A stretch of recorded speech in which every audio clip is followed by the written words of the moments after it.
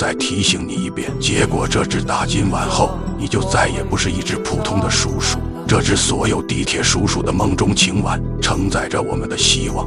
曾经的地铁叔叔只能四处躲藏求生，食不饱力不足，终日颠沛流离，物资匮乏。后来我捡到这只大金碗，意外发现它拥有某种神秘力量。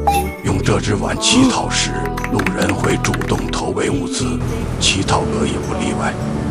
有了它，我们叔叔再也没有饿过肚子。在没接过大金碗之前，你可以贪玩，可以做一只无忧的叔叔。可一旦接过大金碗，你就要扛起叔叔的生计。从此地铁风雨再无安逸，你敢接吗？接！